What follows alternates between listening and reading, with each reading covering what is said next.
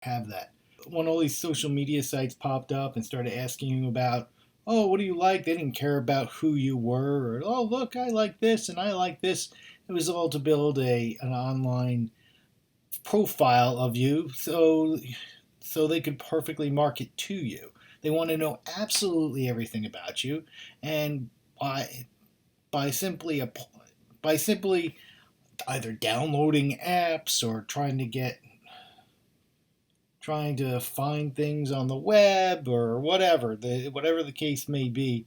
There, you every time you do that, you are saying, "Oh, I'm interested in this," and then, "Oh, let's add that to their profile." So then we can specifically market our approach to you individually. Before it was all this market research, but now everybody's just giving it to them, and they're using the information we give them and because of whatever thing we downloaded. It could be an app or a program or whatever, or it could be just information. Oh, I'm going to put all this information on my profile for this, that, or the other thing for that piece of us of social media, and you're just telling them, okay, this is who I am.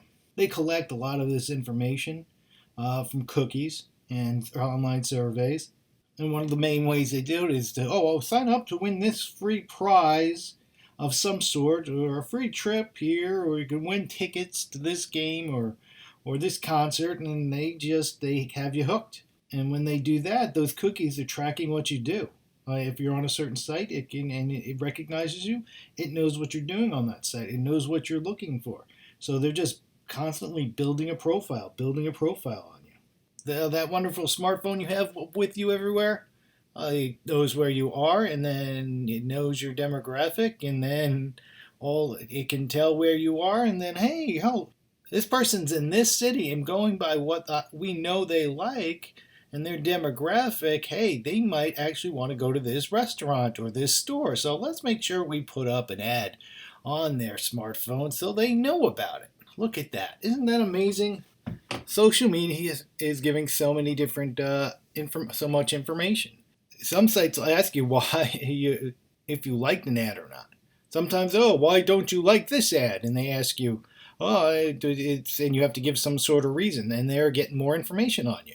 There's also been a huge controversy.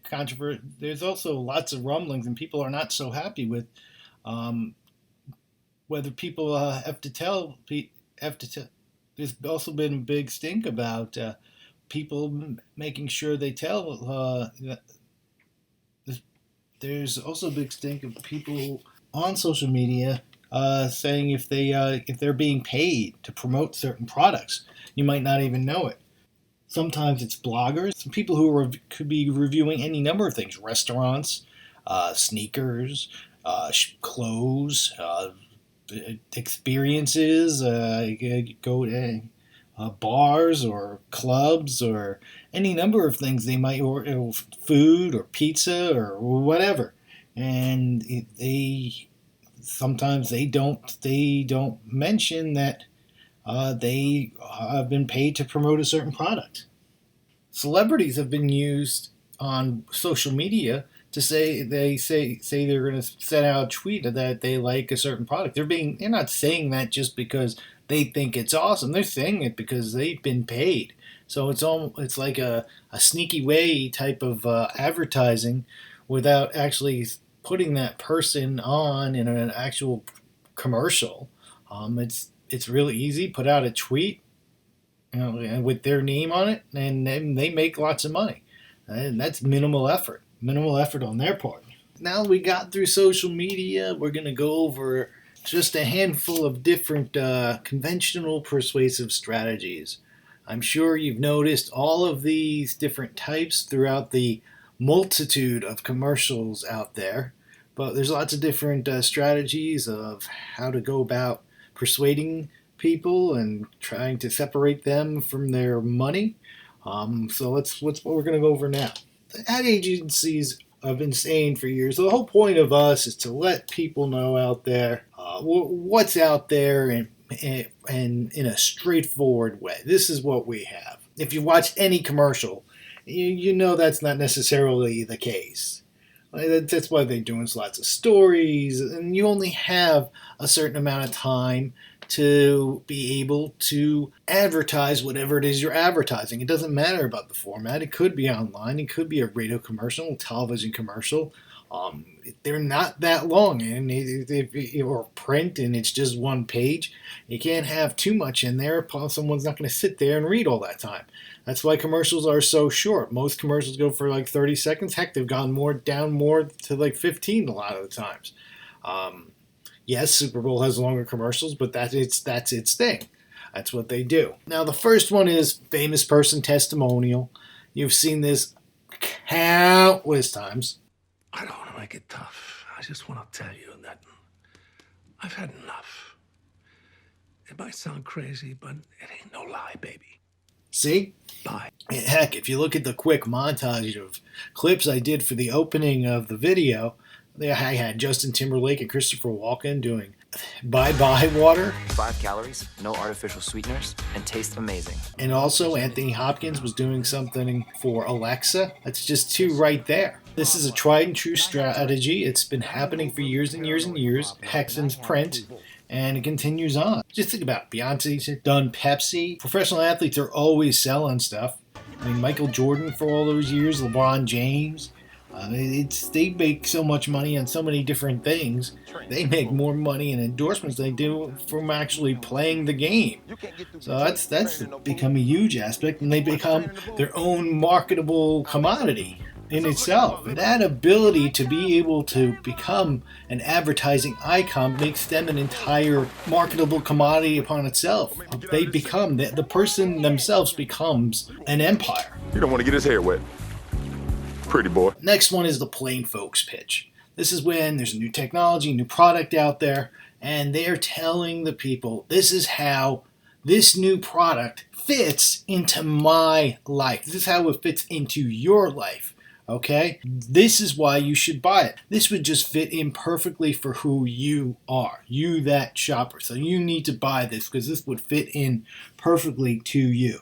They're not going to try to hoodwink you with fancy celebrities or sparkly lights. They're going to say, this product or service fits in perfectly for who you are, John or Jane Q public.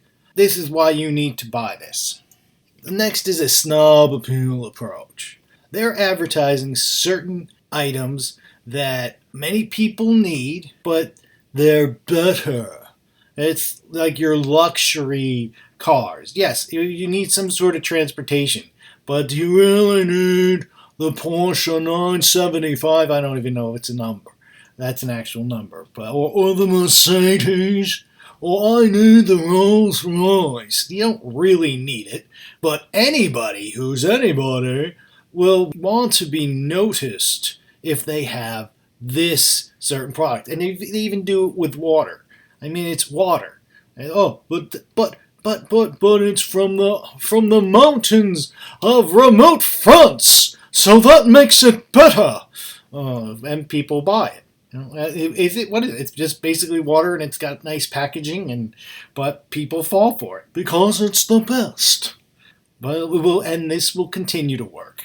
Then, of course, there's the bandwagon effect. Everyone get on the bandwagon. We all love this. Everybody, America's favorite fill in the blank. This is America's favorite pizza. This is America's favorite burger joint. This is America's favorite shoe. Everybody wants to be included. Everyone wants to be on the biggest, newest, greatest trend. That's what the bandwagon effect is.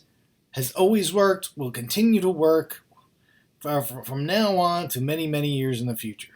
But then you go on to the other side. Then you also have the hidden fear appeal. All right, what is the hidden fear appeal?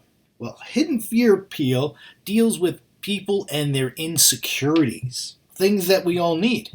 Deodorant.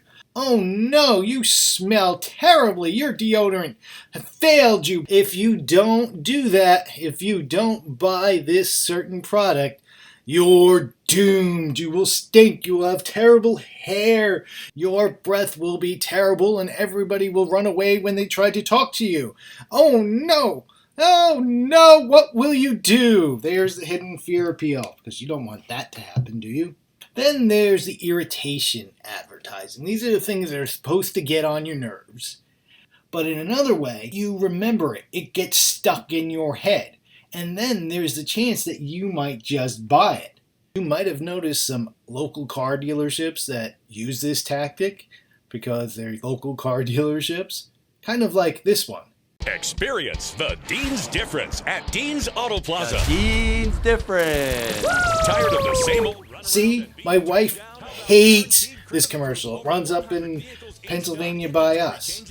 You know, it's based in Hanover, which is in York County. It's not that far away from Towson, but it works. They remember that annoying woo. It's so aggravating. WPMT Fox 43 in York had this dealership as a sponsor for their high school football frenzy. For every Friday night, they had that program. He became one of their sponsors. They even did a promo with this guy to advertise the high school football show. So that shows you it still works. Now we're dealing with what is called the association principle. All right, basically it's a pretty simple concept, but it works very well. And you'd be able to answer some questions of why do they do this. Well, basically they're trying to come up with some value, some image that has no actual connection or reality to what that is being sold. One of the best examples of this is when you're watching a car commercial and you see the car. Oh, look at the car! It's going through the wheat fields, or it's going through the mountains in this nice winding road. Look at it! Oh, it seems so wonderful, goes flowing back and forth and up the hills and over to grandmother's house we go. But think about when you're really driving. It's traffic jams a lot of the times. It's waiting in traffic. It's stopping for every other light. It's showing how wonderfully that car is cruising, how nice it looks in an environment chances are you may never see yourself in. Maybe you do one day, but for the most part you don't. But it doesn't matter. It looks nice. It flows. It's going so wonderfully. But it has no real sense of reality with it. Another instance, it could be something such as patriotism. After September 11th, there were commercials produced in a patriotic way to harness the feelings of what was going on afterwards. Believe it or not, the country was very united at that time. We had just been attacked. Over 3,000 people were brutally murdered in a heinous, disgusting attack. For a little while there, the country was united, despite our previous disagreements and political leanings and different groupings. And people actually got along for a little while because it was somebody else. There was someone else who attacked us, and we all huddled together and came together as one, and of course, as we know, that's gone to hell. Advertisers saw this. They saw a big surge in patriotism, and they, in some ways, worked that into their advertising campaigns to take advantage of the feelings of that time. So now we've got the association principle, but believe it or not, there's a disassociation principle. Basically, what this is sometimes there's a company that puts out a certain product, and maybe sometimes people don't necessarily like that product, or maybe they've done something bad, or they've messed up in some way, or maybe they're just considered to be a certain level that they would never sell this product. What they'll do is they create something that might be similar to what they do, but they know they can't get away with it by using their name. One such example is the Gallo Wine Company. They were the biggest winery in the country. They had for a little while there, they had some labor issues with some migrant workers working in their fields. Plus, they had this aura of being wine. So what did they do? They created... Hello there. My name is Frank Bartles, And this is Ed James. Bartles and James, wine coolers. It was back in the 80s. I remember this. I loved those commercials. I didn't think there was a Frank Bartles and Ed James. I didn't think they had their own little wine cooler company, because wine coolers started to become real popular back then. So Gallo decided they wanted to get in on the popularity of this because, I mean, they are a wine company. They knew they couldn't get away with selling, Gallo wine coolers, so they created a fake brand, a fake name. I thought it might have been owned by some other corporate entity, and it was, but I didn't know it was a wine company. Take a look at this. You know, I had almost forgotten the 4th of July was coming up, which would have been embarrassing, as that is Ed's sister's nephew, Oscar's birthday. So every year, just about everybody takes off work and has a picnic or fireworks in legally approved areas. So you see these two older guys, and they were pretty funny. I like these ads, and it worked. It worked very, very well. It was it had a very big mainstream following, very middle class following. People loved the commercials, and they gave those wine coolers a try, even though most people didn't realize they were from Gallo. So we see an example right there how that works. Thank you very much for your support. Okay, now we segue over to advertising as a myth and story. Now what this is it's a process, okay? It's being able to analyze and see how the ad works at a cultural level, all right? It's not just talking about, of course, you may be used to myths being fairy tales or untrue stories. What it does is it helps us define people. It could be organizations, norms of what society's like. And basically it says that most of these commercials that you are watching, they're narratives. They're stories. That they're stories to tell, and they've got certain conflicts, especially social conflicts, that can be resolved. And basically a lot of times with the products that they're advertising. There are 3 common myth elements that are found in most of these commercials. All right. It's usually first of all, they take the myth and it's usually in a short story form, mini stories, because they have to be. They're commercials. Most commercials don't last more than 30 seconds. Like I said, Super Bowl commercials can last longer to a minute or so. They've taken that to a whole other level, but they usually have a short amount of time. And it usually has characters in it. There's got a place. There's a plot to the commercial. They want to not just advertise that commercial. They have got to set it up. All right, and we as people love stories. So they even incorporate it into these short little commercials because we can't get enough of stories. Number 2, most stories, if you think about it, involve some sort of conflict. It's usually the best stories have conflict.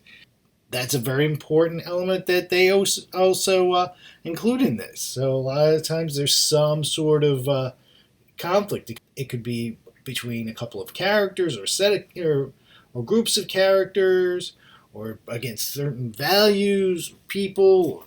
There's always some sort of conflict involved. Think about there used to be a Crest commercial, and the cavity creeps, and only the Crest team could fight the cavity creeps. Oh no, they'll save the day. Have good dental hygiene. Take a look at this. Oh no, cavity creeps! Hurry, the Crest sub. Crest gel. Cavity creep spotted. We make holes in teeth. And then, of course, by the end of that commercial, it is usually resolved. Sometimes they have a series of commercials like the Super Bowl, but most of them aren't that way. Got to get it done in that 30 seconds. By the time that thing is over, oh, it saved the day. The product or service has saved the day. Isn't that amazing? Because you used that specific product or that specific service, you saved the day. Isn't it wonderful? It's all taken care of in 30 seconds. This is a formula that has been used time and again, will continue to be used time and again. Now, I'm not saying that people are just gullible and believe everything, but it goes to the same thinking that when you're watching a movie or watching a television show, you know there's not flying people around or zombies are going to come out and start attacking you. It's that suspension of belief to enjoy the story that you're watching. And that's what these ads are all about. So they take that into consideration too. Now, another big strategy, another huge, monstrous strategy is product placement. Yes, advertising does this as well. They're the ones doing that. These companies are working to get their products in. So they have movies, TV shows. Heck, they put them in comic books or video games. There's a reason that person might be drinking a Sprite, not a Mountain Dew. So Coca-Cola was able to get Sprite in there, and Pepsi wasn't able to get their Mountain Dew in there. So there is it for a reason. That's big money. Even if it's just somewhere in the scene, there's a cutaway. Somebody on the scene is making something with, I don't know, a certain whipped cream, and there's Ready Whip there. There's a reason there's Ready Whip there, because the people who create Ready Whip made sure it was in there. Or it could be Kraft Macaroni and Cheese. They paid to have that one in there, as opposed to another brand of macaroni and cheese, as opposed to Baby Velveeta. And these TV shows, these movies, they make money off of that. So it's all part of it. Now there's being a big backlash because of this. It was back in the day, back in 1982, E.T. Yes, I'm old enough to remember that. I used to have an E.T. shirt too. It was black shirt and gray. A lot of people had it. It was the Reese's Pieces, where the candy they put in there. A lot of people started eating them more, and they incorporated that into their commercials afterwards, using E.T. That was a big deal. In 2005, there was a civic group. They said, we think you're going a little too far with the product placement. They put out a petition, and they wanted to say, you have to put warnings in this, that there's going to be product placement in here, so people don't get duped into buying these things just because they saw it in the TV show. The FTC said you really can't do that, but the FCC proposed some rules, but they never really got passed. In England, they do have something like that, the letter P. It's got to be at the corner of the screen to say, hey, this program is going to have some product placement. Now, over the years, there have been some issues in the advertising industry. One of the biggest ones was toys and sugary cereals to children. One of the biggest times this happened was in the early 80s. I was still in my early teen and early tween, but preteen era back then. And there were lots of animated TV shows like the Thundercats and G.I. Joe and My Little Pony and Rainbow Bright and Strawberry Shortcake. All these cartoons that were playing out all the time. But every time that program came on, take a wild guess what was being advertised right alongside during that same hour. Half human, half animal. Thunder, thunder, thunder, thunder. Thundercats, Mummer and Lion-O, each sold separately. I'm Mumro, want the sword of Gundera. With this secret power ring, battery not included, you can make Lion-O's eyes light up. With Battlematic action, you control their swords. The sword is mine, Lion-O. Of course, they were selling the toys that went along to that cartoon. Happened all the time. Heck, He-Man in the Masters of the Universe.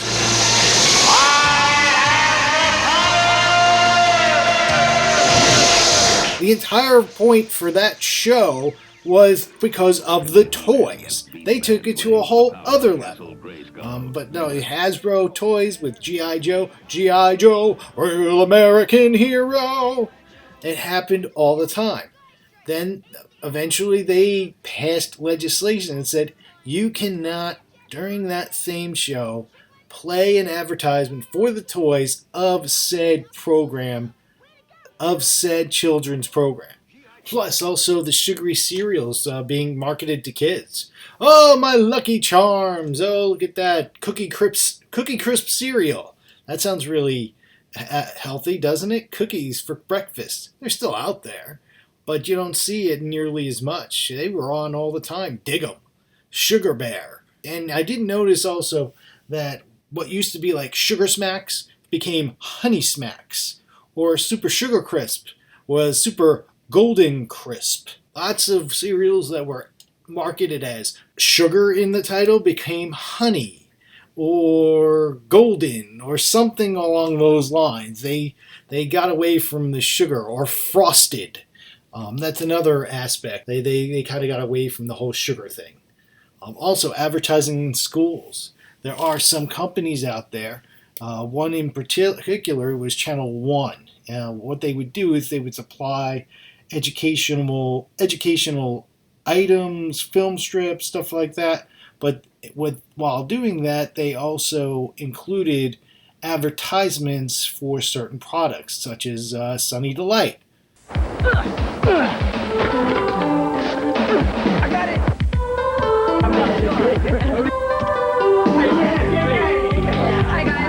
Hey, we got some soda. OJ, purple stuff, Sunny Delight. If you don't know what that is, it's an orange drink. I remember those commercials. I always wanted the purple stuff. Problem, guys? Sunny Delight's okay. I'm not a fan, but I always wanted the purple stuff. Anyway, moving on. Also, impact on health. Things such as eating disorders. They would have rail-thin supermodels being used for advertisements, and they were not a real representation of women or of these growing or of teenage women that were growing up, and a lot of them, in an effort to achieve that status, would wind up getting eating disorders, and we'd be sometimes dying and going in the hospital. It's a very difficult situation dealing with that, but that caused many problems. The tobacco companies, for the longest time, tobacco companies would intentionally market to kids. Think of Joe Camel. I mean, what adult would really care about Joe Camel? He was a cartoon character who smoked. He didn't have a cartoon series or anything, but the character on their print and in their advertisements and on their box looked like a cartoon character. Alcohol, many thousands of people have died from alcohol-related injuries, either through car accidents, through drunk driving, or just impact of years of alcohol abuse. And there were some effects to that. Now, I know today you're used to seeing hard alcohol ads on the air, be it about liquor or Jose Cuervo or something like that. Until very recently, there weren't hard alcohol ads on television or radio. Yeah, beer was still there, but not the hard alcohol. That's only been rather recent, and had been a ban for a long time. That's only changed very recently. And then also prescription drugs, and of course prescription drugs. How many times do you watch? How many times you watch a commercial?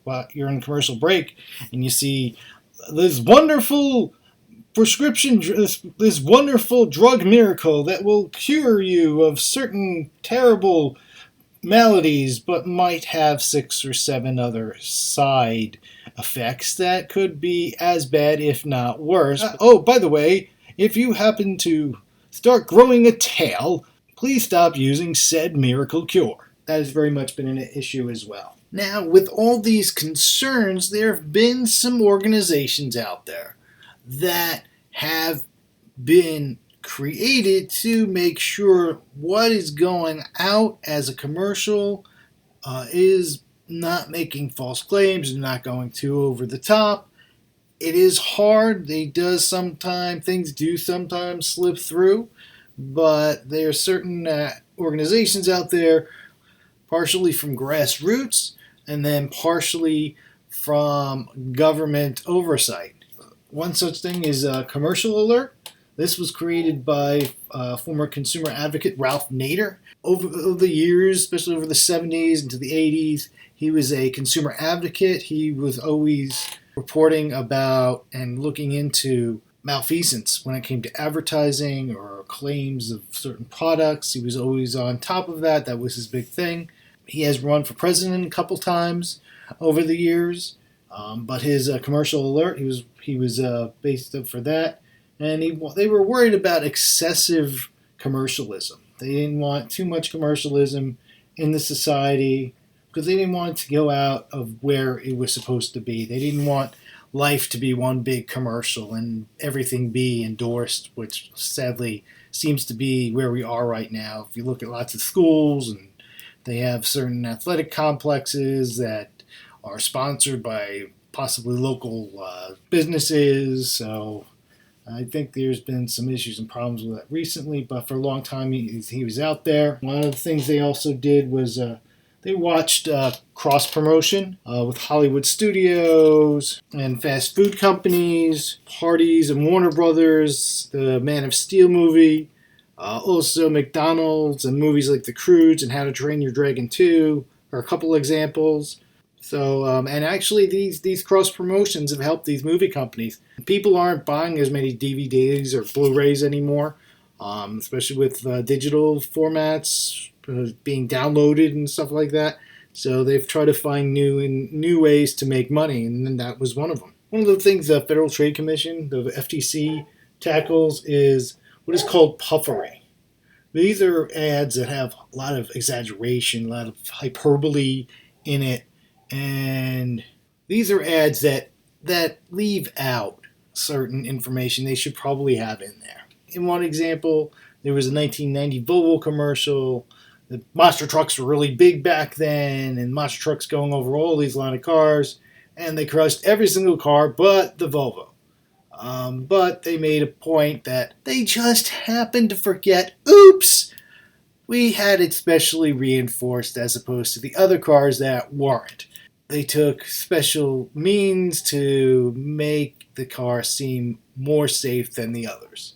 Another one back in 2003, FTC, ephedra was considered this miracle fat burner. It was everywhere. You could definitely see it, but apparently there was lots of it was advertised as safe, miracle weight loss, but it wound up causing high blood pressure, heart disease. It was causing lots of side effects that weren't supposed to be there, all to like lose a few extra pounds. Shortly after that, they banned ephedra, and it was no longer there. You could not get it anymore because of those terrible side effects. Eventually, with all the cigarette ads and all the terrible damage cigarettes were doing and been proving to killing so many people with their product and willingly putting out false claims and bad research and basically lying to the American people for so many years, part of that settlement was to create a massive campaign by putting a lot of money into anti-smoking commercials, anti-smoking PSAs. It was called the Truth Campaign. And in these campaigns, they were not glorifying it. They were showing people and kids lying down outside a building, outside a cigarette company building, and they were lying down showing how many millions of people died because of cigarette smoking. Or they would have actual former smokers on, people who might have emphysema hooked up to different pieces of equipment, or people who've been ravaged, who were once very young looking, and then after years and years of smoking, they would have fake jaws, or their hair would be completely gone, or they got cancer, and it totally destroyed the way they looked and the way they could function, and it was shock value. It was absolute shock value, and it worked, and it was recognized. 80% of those teens say this is what I remember most because they hit them over the head with it. They put out shocking images to make sure less teens would start smoking. Now we have the issue with vaping, and they market that as, oh, it's just water, but now we're finding once again there's something more than just water in there, because in many cases it might be even worse than smoking. So it's tearing up people and doing far more damage in a shorter amount of time. Don't be surprised once the lawsuits start popping up here with vaping.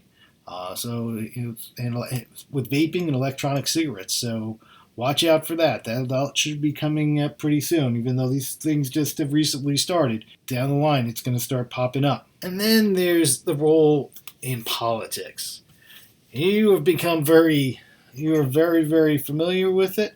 They've had them long before I came along. Advertising in politics. And it's trying to make people think a certain way. Or this person's great. This person will kill you. If you vote for this person, they're going to throw you over the cliff.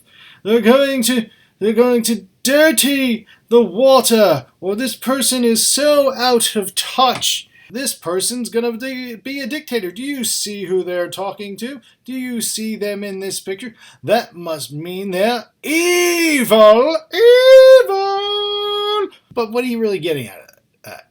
Oh, paid for by whatever. Paid for by this group. We have no clue who they are. But you know they are in one way, shape, or form affiliated with one group or another, with one party or another. How much information can you get in there? So a lot of times they just put stuff in there, and you ever notice they voted for this statute that hurt all these people, and they put it in very fine writing at the bottom. Legislation number 724, paragraph 3, section 4, the proven congressional record that they voted for this. They might have voted for the thing, but it had nothing to do with what they were originally voting for. Maybe there was something thrown in. Maybe something was thrown into a bigger piece of legislation that this bad point, this bad aspect was just kind of hidden in there. I don't know. Could be. Maybe they did vote for it. But you really going to get anything out of 30 seconds? It will continue to be going on. One of the most famous one was Barry Goldwater. Back in the 60s, long before me, even before I was born, long before you guys were born, they actually put out, it was Barry Goldwater. He was a candidate back in the 60s, and against LBJ, Lyndon Baines Johnson. They had this famous commercial of a little girl. Hey, watch it. Here you go. Take a look. 8, 9, 10, 9, 8, 7, 6, 5, 4, 3, 2, 1, 0. These are the stakes. I think they was going to, and remember, this was during the Cold War with the Soviet Union. Very different time. A significant portion of the world was also communist. Nuclear war. This is all because he was taken out of context of what he asked about a nuclear option, and it was completely taken out of context, and they created this commercial, which still stands to this day as one of the most famous political ads of all time. And they're still doing that. Either side, the person's either going to be Satan themselves, or the next Hitler, or the next Lenin, or the next Stalin, or they always seem to go into that. And you have images of, or this person doesn't care about you for there. It's going to continue on. What are you really going to get for it? And unfortunately, another aspect of this is the money involved with it. The money raised for political campaigns go towards various types of advertising. And the more advertising you put in there, many times these candidates wind up winning their races. Now, one of the things that has also been the idea of free airtime for politicians. When it's time for an election and it's become earlier and earlier and earlier and earlier than ever before, this is where TV stations, your local TV stations, make lots and lots and lots of money. So you will see them advertising one candidate, and then sometime later they'll be advertising for their opponent. Why? Because they gave them money. That's all they care about, and they make lots of it. The local stations make lots and lots and lots of money. So don't let them fool you. Whoever's willing to pay them for airtime will pay whatever they need to pay them, especially in those quote-unquote swing states where it could go either way. Those local stations, radio and TV stations, are making lots of money for that. With all the criticism of commercialism and how there's always a campaign to scale back commercialism, it doesn't really seem to work. Advertising just finds new ways to get their words out, to promote those goods, to promote those services. Just think about the Super Bowl with how much it cost to put on an ad. You're talking over $5 million easy for a 30-second spot. Why? Because there's so many people watching. That's the whole point. You have all those eyes there watching, there's a better chance that you might buy said good or service. Over the years, even with all the advertising, public does stay kind of back with it with their advertising.